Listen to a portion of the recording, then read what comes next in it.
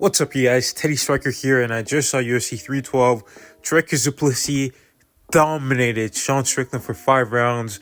I was very surprised. I thought it was going to be a more competitive matchup. I thought Strickland would come out there looking different, making some adjustments, but he didn't make any of those adjustments. And Dricus Du Plessis, I feel like in this fight, it showed us really what his style was about. Like, if you look at it at this fight, you have a better understanding of his style than the other fights, in my opinion.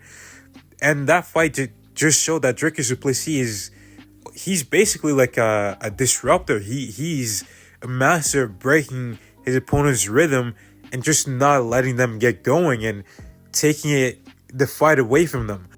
Like, Dricus just knows how to shut down his opponents, and he's done that in all his fights. He shut down, Darren Till's striking with his grappling. He shut down Whitaker's blitzes with his clean, straight, intercepting punches. He shut down his Adesanya's, feint game by constantly, attacking him while Adesanya was trying to get started and just, having a crazy high pace and fatiguing Adesanya and using the grappling to slow him down too. And with Strickland, he just didn't let Sean Strickland get going. He didn't let Sean Strickland come forward, attack him with his jab, attack him with his teeps, and his combination. No, Dricus Du Plessis owned the center of the ring, and he completely just shut down Sean Strickland. And honestly, he just bullied him. That was super impressive from Du Plessis, and he did that for 5 rounds straight. He didn't drop a single round. It was getting real bad in round 3 when Dricus Du Plessis broke Sean Strickland's nose. I think it was round 3 or 4. But that looked bad. Strickland, he kept trying to rearrange it, and Du Plessis was hunting for the finish, and Strickland got out of it, and it was crazy. Du Plessis hit him with a whole bunch of crazy things. I thought he was gonna knock him off with a left head kick. He did come pretty close.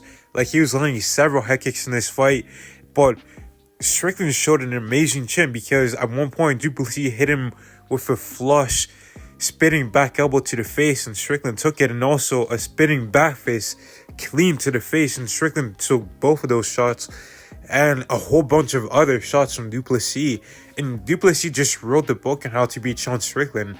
And now, guys like Paulo Costa, guys like Adesanya, they can look at that and be like, oh, okay, that's how I should have fought Strickland. And now guys like Nasruddin Imavov are going to go out there and be like, okay, that's how I'm going to beat him in the rematch. And now Sean Strickland is going to have to make some adjustments to his style. He cannot continue fighting in the same way, because Du Plessis figured him out. And every great fighter, like Israel Adesanya, once you get figured out, everyone is going to start adding their own little ingredients in there, their own methods of victory, but they're all going to follow the basic book that Du Plessis has written on how to beat you. And now, honestly, I wouldn't mind seeing Sean Strickland take on Nasruddin Imavov, just for Imavov to get that win back. And Du Plessis, obviously, it's got to be him versus Khamzat, right? I mean, that's such a crazy good fight, and I think Du Plessis wins that fight too. I feel like I don't think Khamzat's striking is really that impressive. I don't think it's as technical as a guy like Adesanya or a guy like Imavov. And if he doesn't get those takedowns and get the finish early on Dricus, it's going to be very tough. We saw in the Usman fight that once Chimaev spent a lot of energy in the first round trying to get the finish, he was slowing down. He was getting tagged up by Usman, even against Gilbert Burns. So that's going to be very interesting to see it, if he's able to get the finish over Du Plessis early, or whether Du Plessis can weather the storm and then potentially get a finish over him. But hopefully they book that pretty soon. I want to see maybe Du Plessis get 3 fights in this year. He's already got 1 early in February. Have him back in around June. Maybe you can do a Saudi Arabia card headlined by Dricus Du Plessis and Khamzat Chimaev. And then if Dricus gets past that, maybe you can bring him back towards the end of the year, maybe in December, have him fight Imavov in Vegas or something like that, or even in November in MSG. But I want to see Du Plessis active, because this guy is just fascinating, honestly. And then in the co-main event, we had Zhang Weili just beat the hell out of Tatiana Suarez. Tatiana Suarez, one good round. But then after that, she was too limited. She was a specialist in there, a wrestler. And Weili proved to be very strong and very good on the ground to escape those bad positions and, keep the fight on the feet. And on the feet, she looked great. She showed a really good right hand in this fight, good distance control, and yeah, she just dominated Tatiana Suarez. And now I just want to see Weili move up to the flyweight division, because in that strawweight division, there's no one there. It's just like bones at that point. Like, there's no need for Weili to go and look for extra meat on those bones. There's nothing. Move up and take on Valentina Shevchenko if she beats Manon Fiorot. Then we had Talson Teixeira destroy Justin Tafa in round round, and I feel like this guy could be a contender in the heavyweight division. There's a bunch of guys who are slow and unathletic there, and I think that he could take him out. But that was a good knockout for him. Hopefully he continues to fight like that, and hopefully we have some new excitement in the heavyweight division. Then Jake Matthews did his thing by beating Francisco Prado, and Prado is so young in his career.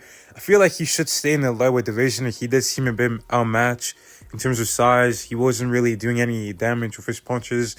And yeah, he's so young in his career. He's 22. He's gonna get a lot of experience in the UFC. He's gonna get better. But yeah, that was a good win from Jake Matthews. Used his experience, just control the distance and shut down the younger fighter. And then we had a really good fight with Jimmy Crute, and I think his name was Bellato. I forgot his first name. But it ended up being a draw, because in the first round, Jimmy Crute, he dominated. He got the takedown. He was doing some damage on the ground, and it seemed like he was gonna get a finish on the feet, but he ran out of time. And then in the second and third rounds, it seemed like Jimmy Crute was getting gas. He was slowing down, and his opponent was picking up the pace. He was working that leg really well, but unfortunately, it wasn't enough to trump that 10-8 that happened in round one. But maybe they could run it back. And yeah, that was an exciting fight. I feel like that's going to win fight of the night. But overall, this was a pretty fun card, I would say. A really fun card. And yeah, I think my predictions were correct, except for that one fight that ended in a draw, the Jimmy Crute fight. I thought that Jimmy Crute was going to lose, but either way, it was a great card.